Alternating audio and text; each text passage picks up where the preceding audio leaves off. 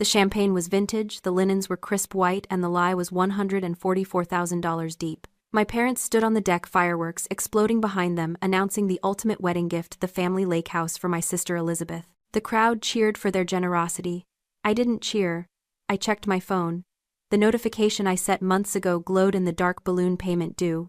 $144,000, in exactly 30 days. They weren't giving her a legacy. They were handing her a grenade.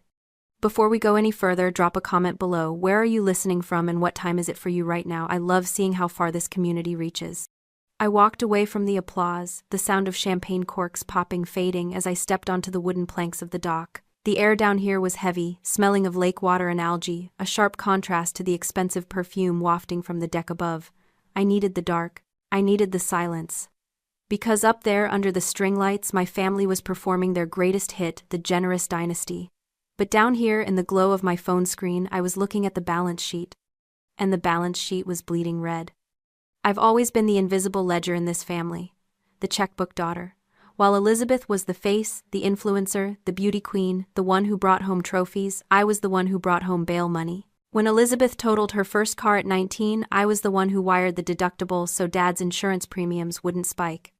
When Mom had her medical emergency last year, which was actually a 5-figure bill from a cosmetic surgeon she tried to hide from Dad, I covered it. I had convinced myself it was loyalty. I told myself I was the responsible one, the pillar. But looking at the foreclosure notice PDF on my screen, I realized I hadn't been a pillar. I had been a silent investor in a failing enterprise. My parents weren't rich. They were leveraged. They lived on a carousel of credit cards, second mortgages, and appearances. The vintage champagne they were drinking right now, probably charged to a card that was maxed out yesterday. And this house, this sprawling, beautiful lake estate that had been in the family for 2 generations, wasn't an asset anymore. It was a liability, a sinking ship, and they weren't gifting it to Elizabeth out of love. They were transferring the captain's hat to her just before the water hit the bridge. I looked back up at the house. Elizabeth was laughing, twirling in her white dress holding a sparkler. She looked radiant. She also looked helpless. And for the first time I didn't feel jealous of her. I felt a cold clinical pity. This was the cage of favoritism. They had spent her entire life protecting her from reality, handing her everything she wanted, and in doing so, they had crippled her. She had no survival instincts. She didn't know how to read a contract, how to spot a scam, or how to survive a winter without a safety net. She thought she was the golden child, but she was just the sacrificial lamb. She had been fattened up on praise so she wouldn't notice the knife. I remembered a conversation with my mother years ago after I'd caught her lying to a neighbor about why we sold our second car. She had looked me dead in the eye and said, "Haley, we do what we must to protect the family name. The truth is only useful if it serves us." That was their logic. That was the trap of their good intentions. They genuinely believed that by hiding the debt they were protecting us. But you can't protect someone by handing them an anchor and telling them it's a life vest. The math was simple, brutal, and undeniable. If Elizabeth signed that deed tomorrow, the debt became hers. The lawsuit settlement my father was hiding, the $93,000 wrapped inside that mortgage, would become her burden. They were saving their own credit rating by destroying hers. It wasn't a wedding gift. It was a financial death sentence. And I was the only one on the property who knew how to read the warrant. The next morning the kitchen smelled of expensive espresso and denial. My parents were sitting at the Marble Island, reviewing the guest list for the wedding, as if they hadn't just announced a fraudulent property transfer to 200 people the night before. I walked in, not with coffee but with the foreclosure notice pulled up on my tablet. I didn't scream. I audited. "The balloon payment is due in 30 days, I said, placing the screen on the cool stone between them. $144,000. If Elizabeth signs that deed, she inherits the debt. You aren't giving her a house, you're giving her a bankruptcy." My father Richard didn't even look at the screen. He took a sip of his coffee, his expression one of bored disappointment. "Always the accountant, aren't you, Haley? We're having a moment of family joy, and here you are, audit in hand, trying to balance the books of happiness." "It's not happiness, Dad. It's math. And the math says you're insolvent." My mother Lisa chimed in, her voice tight and sugary. "We have a business deal closing next month that will cover everything. You know how these things work, Haley. Liquidity is fluid. We're doing this for Elizabeth's future. Why can't you just be happy that your sister is getting her legacy?" "Because a legacy shouldn't require a credit check," I countered. "You're using her credit score to patch the hole in yours." You're jealous, Richard snapped, the mask slipping just an inch. You've always been jealous of her. You worked hard, sure, but Elizabeth, she shines. And you can't stand that we're giving her the stage. Before I could respond, Elizabeth walked in. She was wearing a white silk robe, looking every inch the princess they had raised her to be. She didn't look at the tablet. She looked at me, and her eyes were cold. Are you still doing this? She asked, her voice dripping with pity. Brandon told me you were lurking on the dock last night looking miserable. Now you're harassing Mom and Dad. God, Haley, you're so corporate. You think everything is a transaction. You can't just accept that some people get good things because they're loved. I looked at her, and the anger in my chest cooled into something forensic. This was the cage of favoritism. My parents hadn't just spoiled her, they had disabled her. By handing her everything she ever wanted without struggle, they had removed her survival instincts. She was a show pony, groomed beautiful and trained to trot in circles while the barn burned down around her. She didn't question them because she had never needed to. Her privilege was a muzzle. It kept her docile, compliant, and completely blind to the fact that the people feeding her sugar were also sharpening the knife. She wasn't an accomplice. She was the perfect victim. I'm not jealous, Liz, I said, picking up my tablet. I'm terrified for you. Save it, she spat. I don't need your protection. I have, Dad. I looked at Richard. He smiled, a thin, triumphant curling of his lips. He thought he had won. He thought that by turning the golden child against the scapegoat, he had secured his cover. But he had made a miscalculation. He thought I was still playing by family rules where emotions mattered. He didn't realize I had just switched to professional rules, and in my profession, emotions are irrelevant. Only evidence counts. I didn't say another word. I turned around, walked out of the kitchen, and packed my bags. I was done being a sister. It was time to become an analyst. I drove back to the city in silence, the hum of the tires on the highway, the only sound replacing the accusations echoing in my head. I didn't cry, I didn't rage, I switched gears. The emotional part of my brain, the daughter who wanted her father's approval, the sister who wanted to be included, shut down. In its place, the forensic analyst woke up. This wasn't a family dispute anymore. It was a case file. And I knew exactly how to build it. Back in my apartment, I set up my war room. 3 monitors, a fresh pot of coffee, and access to the public databases I used for work. I started pulling the threads my father thought he had buried. I pulled the property records for the lake house first. The deed history showed the transfer to my parents 20 years ago, clear and clean. Then came the first mortgage standard. But then 3 years ago, the second lien appeared, $93,600. The interest rate was predatory, the kind you only accept when you're desperate and out of options. Next, I went hunting for the business deal my mother had mentioned. I searched for my father's LLC filings. Richard Sterling Consulting. The status was active, but the revenue reports were a joke. The company had been bleeding money for 5 years. There was no big deal closing next month. There were only mounting liabilities. But the real smoking gun wasn't in the business records. It was in the court filings. I searched my father's name in the county clerk's database, filtering for civil suits. And there it was. Case number 21-CV-0943 Peterson versus Sterling. Filed 3 years ago. Settled out of court. The plaintiff, a former business partner, had accused Richard Sterling of embezzling funds from a joint venture. The settlement amount was confidential, but the timeline matched the second mortgage perfectly. He hadn't bought a boat. He hadn't renovated the kitchen. He had bought his freedom. I sat back, the glow of the screens illuminating the dark room. It was worse than I thought. My parents weren't just irresponsible. They were criminals in hiding. They had paid off a fraud allegation with debt, and now they were about to transfer that debt to Elizabeth to wipe their hands clean. If the partner came back for more, or if the IRS audited them, they could claim insolvency. They would point to the house transfer and say, "Look, we have nothing. Our daughter has the asset." They were setting her up as the fall guy for a crime she didn't even know existed. My phone buzzed. It was a text from Elizabeth. "Please just let it go. You're ruining everything." I stared at the message. She still thought this was about a party. She thought I was being petty, trying to steal her spotlight. She didn't realize I was the only thing standing between her and a felony investigation. I didn't reply. I printed the court docket. I printed the settlement agreement summary. I printed the foreclosure notice. I compiled everything into a single PDF file titled The Truth.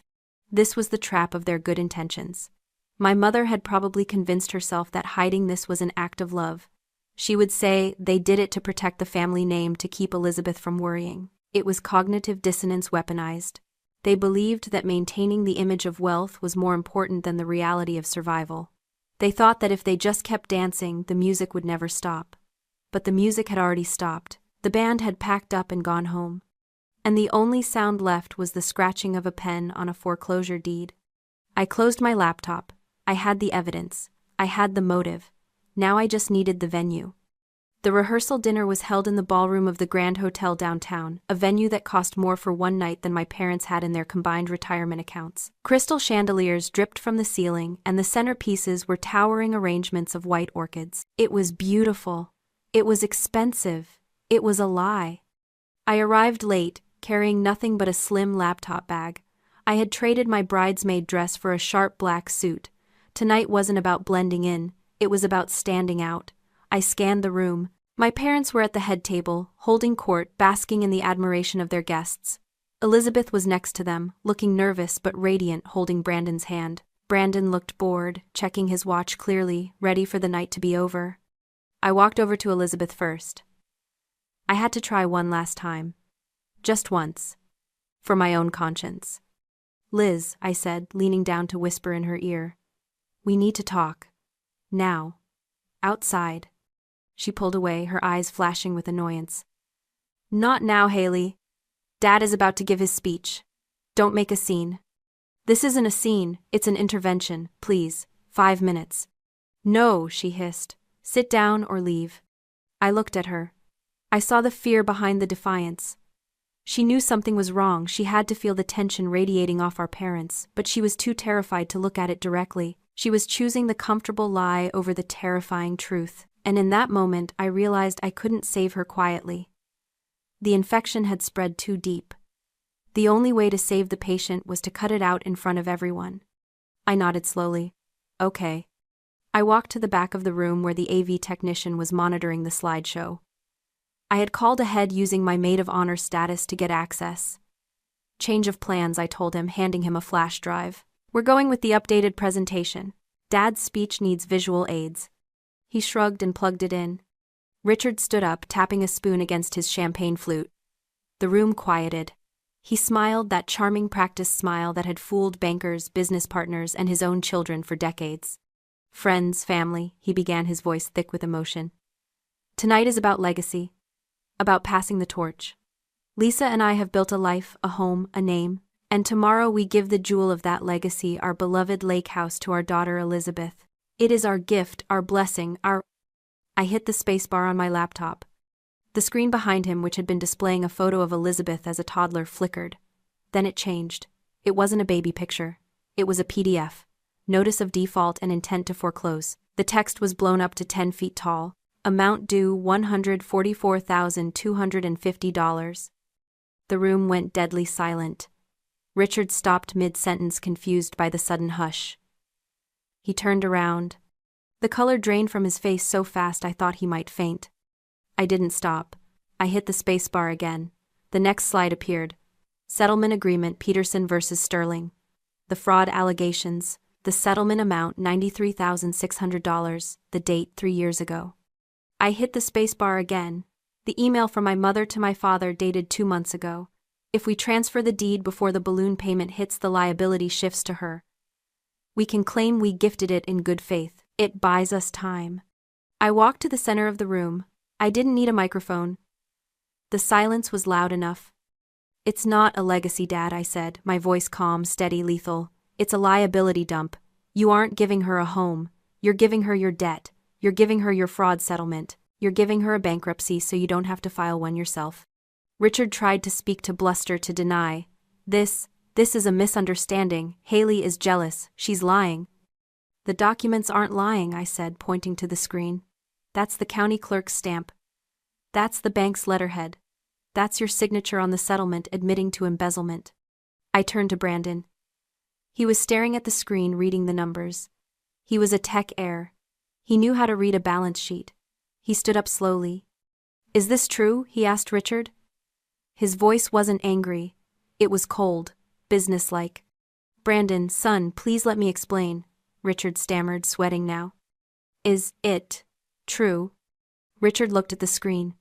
He looked at the room full of people staring at him with horror. He looked at me. And he crumbled. He didn't say yes. He just looked down. Brandon turned to Elizabeth. She was sobbing, looking between the screen and her fiancé, terrified. Did you know? He asked her. No, she wailed. I swear, Brandon, I didn't know. He looked at her for a long moment. Then he looked at the dead on the screen. I believe you, he said. But I can't marry into this. My family. We can't be attached to fraud. He took the engagement ring off her finger, not cruelly but decisively placed it on the table and walked out. The room erupted. My mother was screaming at me. Elizabeth was on the floor in her white dress crying. My father was slumped in his chair, a broken man. I watched it all. It was a massacre. It was the surgery of truth. I had just cut off the limb to save the body. It was bloody, it was painful, and it was absolutely necessary. I packed up my laptop. My work here was done. The fallout was swift, brutal, and total. The wedding was canceled the next morning. Not postponed, canceled. Brandon's family, who had built their fortune on tech patents and impeccable due diligence, cut ties immediately. They threatened to sue my father for misrepresentation if he tried to contact them again. My parents' social circle, the one they had mortgaged their future to impress, evaporated overnight. The fraud settlement was no longer a secret. It was the headline of every whispered conversation at the country club they could no longer afford. Elizabeth showed up at my apartment 3 days later. She looked like a ghost. Her perfect hair was pulled back in a messy bun, and she wasn't wearing makeup. For the first time in her life, she didn't look like an influencer. She looked like a survivor of a natural disaster. They're selling the lake house, she said, her voice hoarse. The bank is taking it. Dad is liquidating his retirement to pay off the rest of the settlement debt so he doesn't go to jail for tax evasion. I nodded. I know. I saw the listing. She sat on my couch, pulling her knees to her chest. I hated you, you know. When you put that slide up on the screen, I wanted you to die. I know.